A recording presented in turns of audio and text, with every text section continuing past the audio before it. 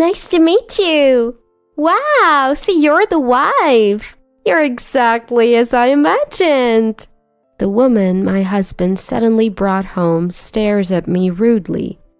Feeling uncomfortable, my husband introduces her as the woman he loves.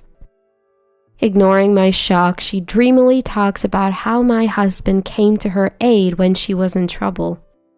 Right after listening to her story with pride, my husband presents me with an unthinkable choice. Before getting married, I, Sarah, lived with my Aunt Heather. She took me in after my parents passed away when I was a child. She's never shown a hint of annoyance, and she's essentially my second mom. We have lived apart since I got married, but I assist with her work as I do mine from home. I'm married to Victor, who is 2 years older and 35. Back when we were dating, he was a nice guy. Always impeccably dressed in a suit and thoughtful enough to help out around the house when he knew I was tired. I use the past tense because he's not the man I married. After the wedding, he transformed into a tyrant, a complete stranger. In public, he plays the part of a gentle husband, but alone with me, he treats me like a servant. He used to say, "Housework is a shared responsibility." But now he doesn't lift a finger and treats me like a housekeeper. One day, I had to go out suddenly due to an urgent work-related call. I returned home completely exhausted, and Victor, who was waiting in the living room, was furious. "Where have you been all this time? I come home tired from work, and you haven't even prepared dinner or a bath. How useless can you be? You were raised by your single aunt, so you know nothing about being a devoted wife." Despite letting Victor know I'd be out for an emergency and uncertain when I'd return, he's like this. I held back my response to avoid further upsetting him, even though I had seen that he read my message. I thought to myself, Victor can handle his own meals and bath, but he insists on complaining instead. "What's with that look? If you have something to say, say it. Were you lying about work? Are you seeing another guy behind my back?" Once Victor starts to get angry, there's no calming him down. If I try to defend myself now, he'll only get more heated. Even as I apologize and start preparing dinner, he keeps accusing me of cheating, of not fulfilling my role as a housewife. By next morning, he's treating me like I don't exist. I say good morning, and he ignores me. He doesn't touch the breakfast or lunch I prepared to avoid complaints. He leaves for work without saying a word and comes home to yell about no dinner or bath. I was already fed up. But this petty, unreasonable behavior made me seriously consider divorce. A month passed quickly as I began packing and looking for a new place. One day, Victor came home early with a woman. Knowing that he's polite to others, I was relieved, thinking he wouldn't yell at me in front of her. The woman, walking in boldly without hesitation, looked at me and smirked. "Hi, I'm Rebecca." There were many things I wanted to comment on, but instead, I simply introduced myself as Victor's wife. "Oh, you're the wife? Just as I imagined. Exactly how Victor told me you'd be." Feeling uncomfortable under Rebecca's invasive gaze, I turned to Victor. "If you're bringing a work colleague home, I'd like a heads up," I said. The room fell silent. Finally, Victor spoke. And it was not what I expected. "She's the woman I truly love. Not like you. She's special and deserves my real affection. She's moving in. Pack your things and leave." I was lost for words. Ignoring my reaction, Victor dreamily looked at Rebecca. Unfortunately, Rebecca's house burned down a month ago. She's been staying with friends or at hotels. But then I realized she could stay here with me. Leaning on Victor's arm, Rebecca nodded, adding her voice to his nonsense. As I stood there dumbfounded, wondering what was happening, Victor looked down at me and said, "Well, it's gotta be tough being told to leave out of the blue. If you serve us as a housekeeper, you can stay. I'm a generous guy. I'll even let you sleep here as long as you work. So, choose. Leave or work as a housekeeper. What will it be?" Victor and Rebecca clearly mocking me. "I'm leaving. Let's get a divorce." Without any hesitation, I handed Victor the already filled out divorce papers I had prepared in advance. Victor, showing a moment of surprise, then exchanged a smug look with Rebecca and taunted me. "Not bad. Finally showing some initiative. If you were always like this, I never would have dumped you." As he said this, Victor eagerly began filling out his part of the divorce papers. Taking the opportunity, I presented Rebecca with another set of documents. "These are the damage claims for the recent fire. Please review them." Rebecca froze, puzzled by my sudden mention of the fire, muttering a small, "Huh?" See, Rebecca and I had met once before, years ago. I was the landlord of an apartment that my aunt had put me in charge of, and Rebecca had been one of the tenants. So, the house she claimed burned down was actually one of my apartments, and the altercation she had with Victor a month ago was due to this very fire. An investigation found that the fire had started in Rebecca's room because she was smoking in bed. I had been consulting with the police, the fire department, and insurance companies for damage estimates and claims, during which time Rebecca had changed her contact info and gone AWOL. I learned that her father, who was her guarantor, had passed away after the contract was signed. Even her mother seemed to have sold their home and moved away.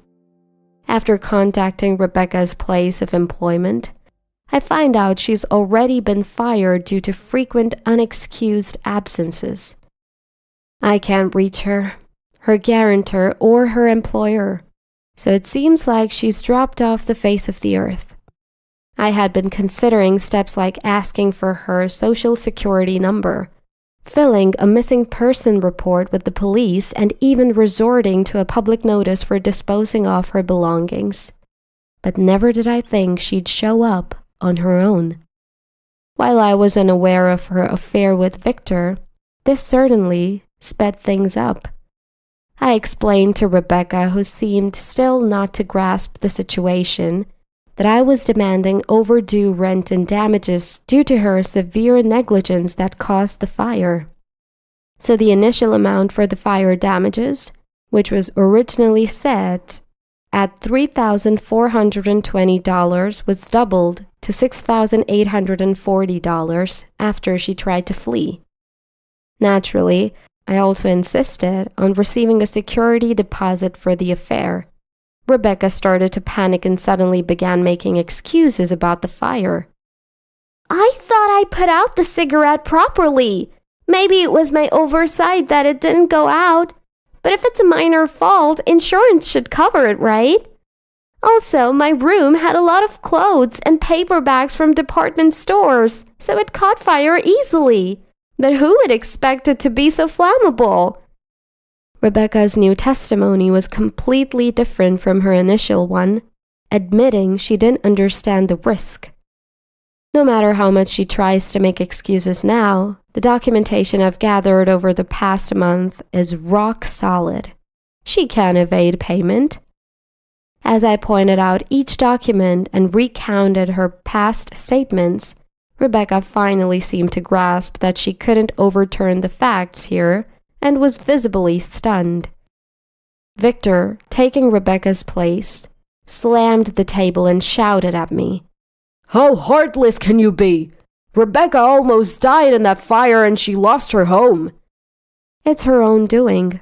I even avoided immediate claims for compensation, considering she might need money for treatment and relocation. You're the ones who took advantage of my kindness to run. Besides, the real victims are the innocent residents of the other apartments who lost their homes."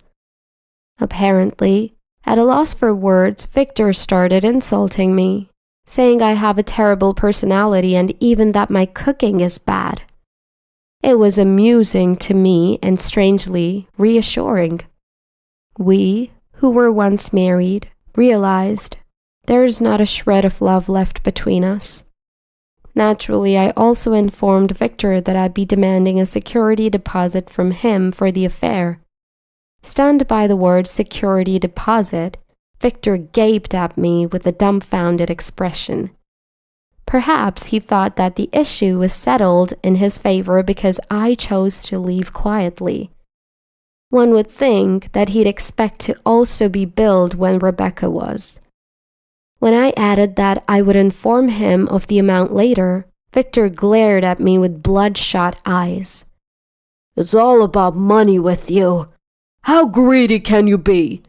Unbelievable. Let's go." Victor, in a huff, stormed out of the house, dragging the still dumbfounded Rebecca with him. I checked the divorce papers Victor left behind to ensure everything was filled out correctly, and quickly moved on to my next step. Victor, who had stormed out barefoot and empty-handed, unsurprisingly returned within 2 days. He had left all his essentials behind, so I knew he would be back. During this period, I had gathered all the evidence of the affair and I wasn't going to let this opportunity slip. I told Victor that I was recording our conversation and warned him not to cause a scene. Then, I once again insisted that he pay me a security deposit for all his nasty comments and his affair. "If you won't pay, I'll get a lawyer and take this to court," I said. Faced with that ultimatum, Victor agreed to pay me on the spot. I had been gathering evidence of his abusive language since I started thinking about divorce. I had these recordings as a safety net for divorce discussions, but they came in handy now. The agreement I drafted included several conditions, such as admitting to the affair and future payments of the security deposit. Victor signed it while begrudgingly muttering that I was a gold digger, but he seemed desperate to avoid a public scandal. After securing his promise, I kicked Victor out of the apartment I had rented. He didn't have enough money for a new place, so he was apparently sleeping in hotels and internet cafes. However, the easygoing life doesn't last. Soon enough, the savings are gone, and he returns to his parents for help. Though he didn't tell his parents about the divorce, only saying that we had a big fight and I kicked him out, his parents already knew the whole story. I had filled them in when I sent Victor's belongings back to them. Victor's parents were outraged by his actions. Disowned by his family, Victor turned up at Rebecca's apartment. He thought he could easily crash there, but things didn't go as planned. Rebecca blamed Victor for the additional damages she had to pay because of his actions and broke up with him on the spot. They had a massive fight that was so loud, their neighbors reported them. The person who reported us turned out to be our neighbor. And unfortunately, he was Victor's new boss who had just been transferred to headquarters. He was only living in this apartment temporarily for a month until company housing became available. Ironically, he was planning to move out just next week.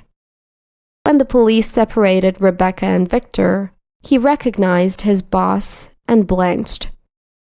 I was shocked to find out that the source of the ferocious yelling was Victor, who's usually mild-mannered around me. His boss seemed to have felt that Victor's extreme yelling raised some serious concerns about his character. As a result, the promotion that was almost in the bag got withdrawn, with a note to keep a closer eye on how he treats his subordinates. Meanwhile, Rebecca found herself in hot water. The folks at her new job who recommended the apartment found out about the police ordeal. It wasn't just a nuisance for the neighborhood. She was implicated in infidelity and liable for damages from the fire. Needless to say, they withdrew her job offer. Both she and her partner blamed me for their troubles and showed up at my door, screaming and pounding away. I didn't bother to unlock the door. I just called the cops. Being the cowards they are, the two hightailed it as soon as they heard the police sirens. A few days later, I was shocked to receive full payment from Rebecca for both the damages and the deposit. As I suspected, she might skip town. I did some digging and found out that her new affair partner was the one who provided the money. You'd think she'd learn, but no. She keeps getting involved with married men. Though she paid up with someone else's money, I wasn't sure about to let her off the hook. I hatched a plan to send her new lover a gift. Turns out the guy is a business owner who felt sorry for poor homeless Rebecca and had given her a substantial amount of money. I mailed him the same legal documents I had sent to the insurance company and my lawyer, proof of her deceit, all accidentally included with some promotional flyers. The call for fact-checking came just a few days after the mail was sent. A man who fully believed Rebecca's lies, that she was a victim of fire damage but was being unfairly charged due to a loophole in the law, was furious when he found out the truth. He demanded Rebecca to fix their relationship and repay the money he had lent her. Lawyers and private investigators got involved right away, and they found out everything, from her contact information to the job she was applying for. Rebecca, now without anyone to help her, turned to Victor, who she thought was rebuilding his life. He didn't entertain her pleas. Victor has been making payments to me, while Rebecca has been slowly paying off her former lover, the company president. After discussing with my aunt, I decided to take this opportunity to rebuild the apartment that burned down. The old apartment, which had low rent, was revamped with security enhancements like entryway monitors and cameras in common spaces, and also got a stylish exterior. Some previous tenants returned, but now the main tenants are students. Thanks to the nearby college and the location, students moving from rural areas have found my apartment. The apartment has gained popularity among not just students, but also their parents for its high security features, maintaining a steady occupancy rate even after increasing the rent.